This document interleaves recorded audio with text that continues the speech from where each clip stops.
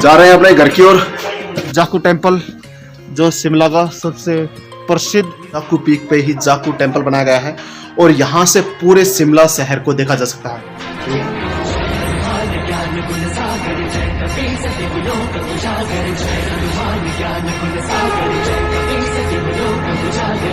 और इसमें 1.5 करोड़ की लागत आई थी और ये शिमला की सबसे हाईएस्ट पॉइंट पर है।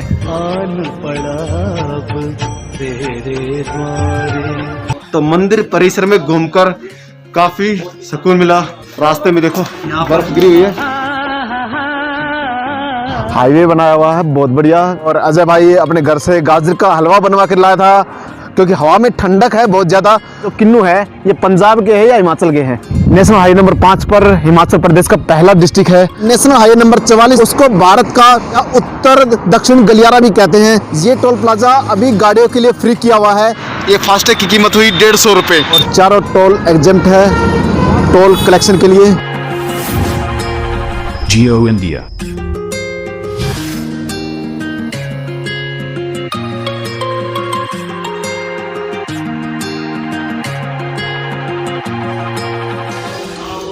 अब इस होटल से चेकआउट कर रहे हैं और जा रहे हैं अपने घर की ओर।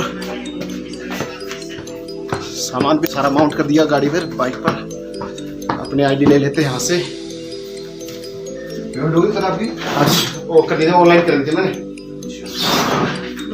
ये भाई रणजीत, हेलो, चलते हैं अब। ओके जी।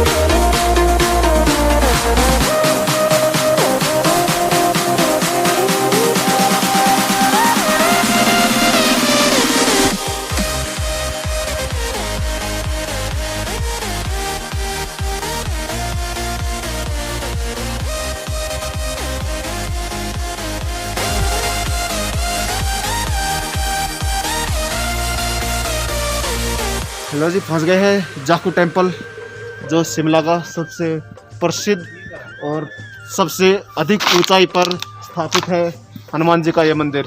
के मेरे पीछे श्री हनुमान जी मंदिर जाकू शिमला। यहाँ पे अभी एंट्री करेंगे। 4 पार्टनर हम, राइडिंग पार्टनर 4। अभी तीनों पीछे आ रहे हैं धीरे धीरे। मैं तब तक मंदिर के अंदर चलता हूँ।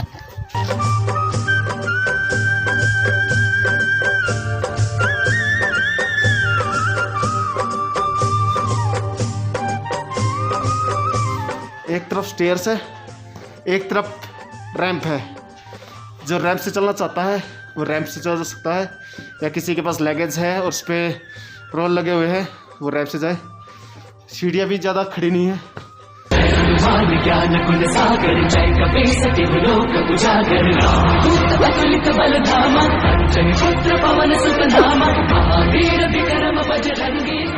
जाकू पीक पे ही जाकू टेम्पल बनाया गया है और यहाँ से पूरे शिमला शहर को देखा जा सकता है।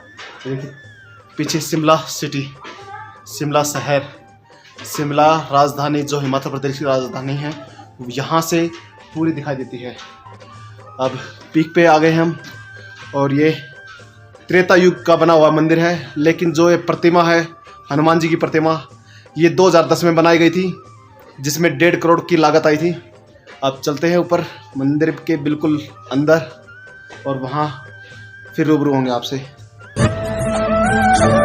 सिया राम राम जय जय राम राम, सिया राम राम जय जय राम, सिया राम राम जय जय राम, सिया राम। ये देखिए ठीक मैं हनुमान जी की मूर्ति के पास, जो हनुमान जी की विशाल प्रतिमा है शिमला शहर में, उसके पास पहुंच गया हूँ। और ये जो 2010 में बनकर तैयार हुई थी और इसमें 1.5 करोड़ की लागत आई थी और इसको टूरिज्म सेक्टर को देखते हुए इसको स्थापित किया गया था क्योंकि ये मंदिर बहुत पुराना है। कितने फीट ऊपर है? ये 108 फीट की हाइट है इस मूर्ति की। हाँ। और ये शिमला की सबसे हाईएस्ट पॉइंट पर है। पूरा शिमला शहर इस पहाड़ी से दिखाई देता है और ये मूर्ति जो ये प्रतिमा है ये पूरे शिमला शहर से दिखाई देती है। और इस पहाड़ी को बंदरों की पहाड़ी कहा जाए तो गलत नहीं हो, क्योंकि इस यहाँ पर बंदरों का डेरा है, बंदर बहुत हैं और बहुत ऊंची विशाल। ये देखिए, जय बजरंगबली।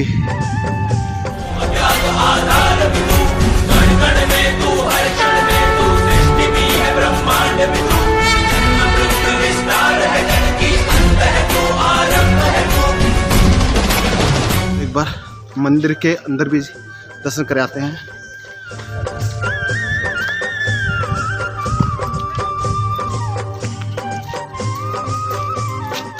बर्फ गिरी हुई है और काफी सख्त हो चुकी है। बर्फ गिरकर प्लेन जूते हो तो स्किड करेंगे। मंगल मूर्ति राम दुलारे, हे महावीर करो कल्याण, आन पड़ा अब तेरे द्वारे, हे बजरंग बली हनुमान, हे महावीर करो कल्याण। जय बजरंगबली। यहाँ जो भंडारा लगता है वो हर मंगलवार लगता है। बंद है कोविड की वजह से बंद है। हाँ, पहले हर मंगलवार लगता था। हर मंगलवार और शनिवार को। तो यहाँ भंडारा कराने वालों के लिए तो लाइन लगी रहती है और अगर बुकिंग कराएंगे तो शायद 3-4 महीने आगे की डेट मिलेगी। कई बार तो साल की डेट मिल जाती है। तो भाई फाइनली चल रहे हैं जादू टेम्पल की तरफ और चल रहे हैं घर। तो मंदिर परिसर में घूमकर काफ़ी सुकून मिला और काफ़ी अच्छा लगा। हर रविवार को भंडारे का आयोजन किया जाता है। जो श्रद्धालु भंडारा कराना चाहते हैं मंदिर कार्यालय में संपर्क करें, लेकिन कोविड की वजह से अभी ये बंद है। ये जो 3 शेड है आपको दिखाई दे रही है, इस पर बर्फ जमी हुई है और वो धीरे धीरे पिघल रही है। साइड में पानी टपक रहा है, वो बर्फ का है।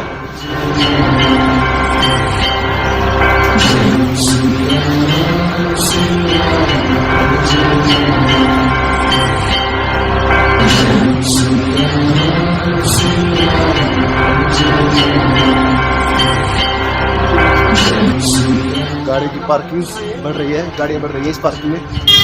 तो जल्दी जल्दी निकलते हैं ताकि ट्रैफिक में ना फंसे।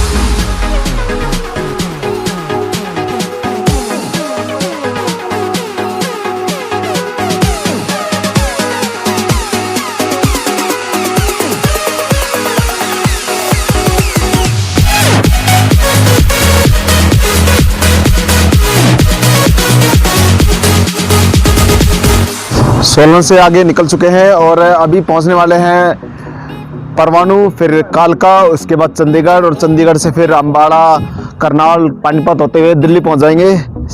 हाईवे बनाया हुआ है बहुत बढ़िया। सोलन तक तो बढ़िया रोड मिल रहा है, लेकिन सोलन से और शिमला तक काम चल रहा है हाईवे नंबर 5 पर।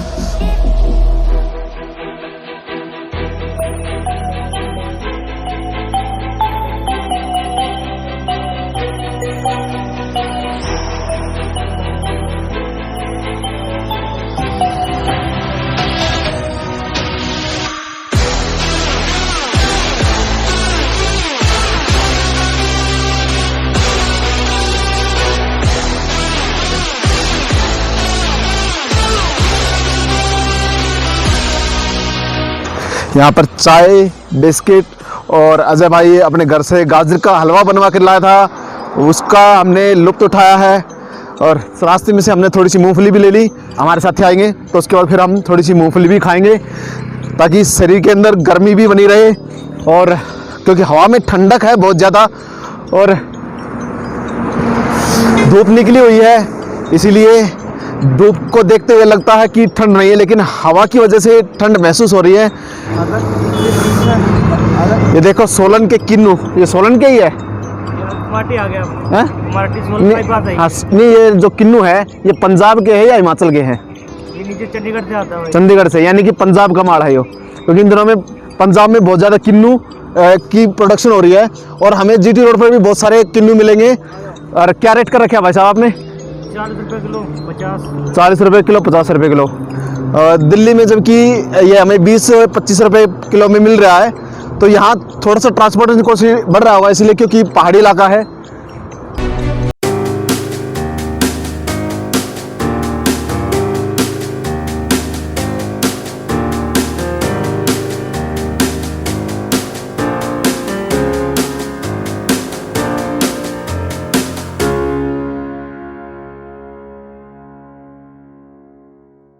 पीछे पहाड़ दिखाई दे रहे हैं, पहाड़ के पीछे, इसके पीछे पूरा सोलन शहर है, सोलन डिस्ट्रिक्ट है। ये नेशनल हाईवे नंबर 5 पर हिमाचल प्रदेश का पहला डिस्ट्रिक्ट है।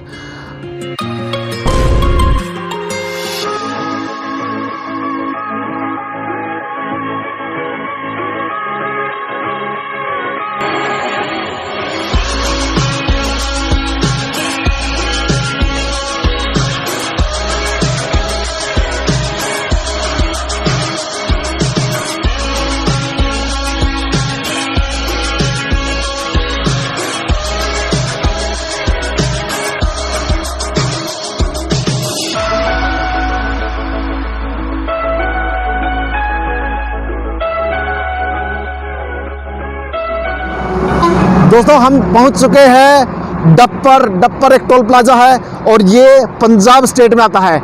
यहाँ से अब हरियाणा दोबारा स्टार्ट हो जाएगा। अभी तक हमने हिमाचल प्रदेश, उसके बाद हरियाणा का पंचकुला डिस्ट्रिक्ट और उसके बाद फिर यूनियन टेरिटरी ऑफ चंडीगढ़ और फिर दोबारा पंजाब और उसके बाद अब हम हरियाणा में एंट्री करने वाले हैं। हरियाणा के बाद फिर दिल्ली स्टार्ट हो जाएगा। लगभग 8 बजे तक हम घर पहुँच जाएंगे। तो अभी हम चल रहे हैं Ambala Chandigarh expressway, national highway number 5 जो चंडीगढ़ में समाप्त हो गया था और नेशनल हाईवे नंबर 7 को हमने क्रॉस कर दिया और अंबाला के पास हम नेशनल हाईवे नंबर 44 जो कि जीटी रोड से भी जाना जाता है उसको पकड़ेंगे और उसी के साथ साथ हम उसी के ऊपर हम आगे बढ़ेंगे।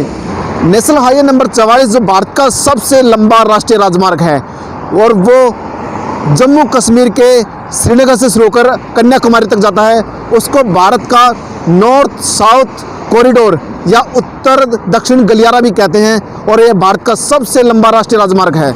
और अभी हमने जो टोल प्लाजा पार किया है, ये टोल प्लाजा अभी गाड़ियों के लिए फ्री किया हुआ है। इससे पीछे पंचकुला का टोल प्लाजा था, वो भी फ्री किया हुआ था। शायद यहाँ के जो स्थानिक किसान हैं उन्होंने इस टोल प्लाजा को अस्थायी तौर पर फ्री करवा दिया, तो यहाँ पर किसी का टोल नहीं लग रहा, किसी गाड़ी का टोल नहीं लग रहा। और आगे भी शायद 1 या 2 टोल फ्री मिले हमें, जब आ रहे थे तब तो फ्री नहीं था, तो अब जा रहे हैं शायद 1-2 दिन में कुछ इफेक्ट हुआ हो तो उससे हमें रास्ते में मिलेगा, पता चलेगा कि वे टोल भी फ्री हुए हैं या अभी उन पर चार्ज वसूला जा रहा है। दोस्तों अगर आपको ये वीडियो पसंद आए तो प्लीज़ इसको लाइक करें, अपने दोस्तों के साथ शेयर करें और साथ ही अगर आप इस चैनल पर नए हैं तो इस चैनल को सब्सक्राइब करना ना भूलें, क्योंकि इस तरह की वीडियो आपको आगे भी मिलती रहेगी।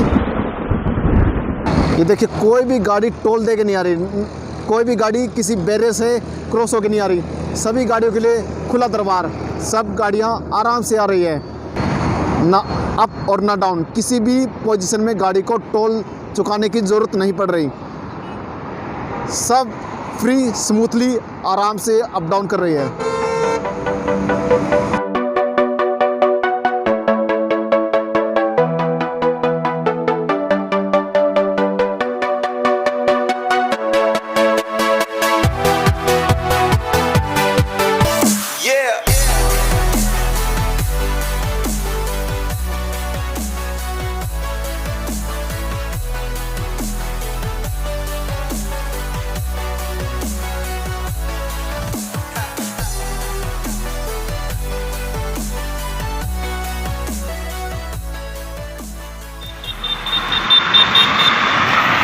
ये आ गए अपने।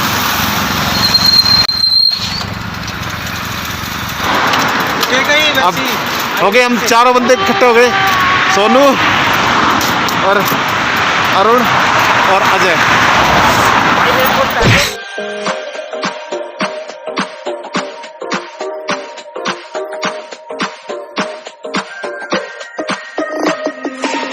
Inside lane, missing exits, glued to the pavement, between the lines, keep my gaze straight ahead, as the last stop flies by. No more waiting for the gun to fire, no more walking through revolving doors, I've gone around once, I don't need to go. अभी 6:30 हो चुके हैं और यहाँ से दिल्ली लगभग 100 kilometre की दूरी पर है। लगभग हम 8:30 बजे या मैक्सिमम 9 बजे तक दिल्ली पहुँच जाएंगे या अपने घर तक पहुँच जाएंगे। ये है करनाल टोल प्लाज़ा जो गोरंडा में बना हुआ है और यहाँ पर व्हीकल 125 रुपये का टोल वन साइड लगता है, लेकिन किसान आंदोलन के चलते यह टोल अब फ़िलहाल नहीं लिया जा रहा।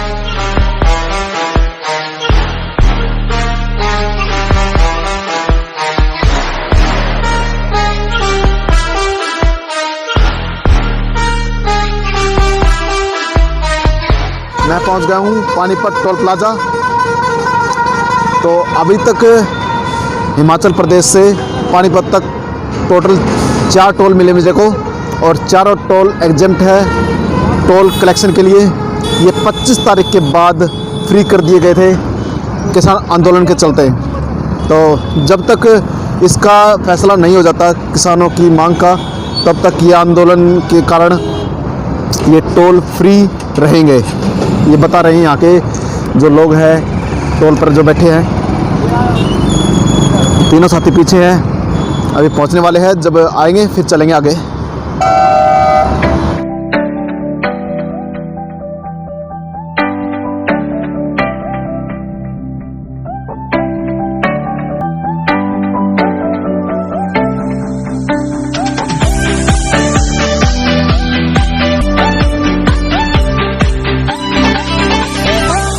अब हम पहुंच गए हैं दिल्ली के अलीपुर और यहाँ से हम अलग हो रहे हैं क्योंकि मेरा डायरेक्शन अलग, यहाँ से रोहनी के लिए तरफ मुड़ जाऊँगा मैं, रोहनी भवाना के लिए।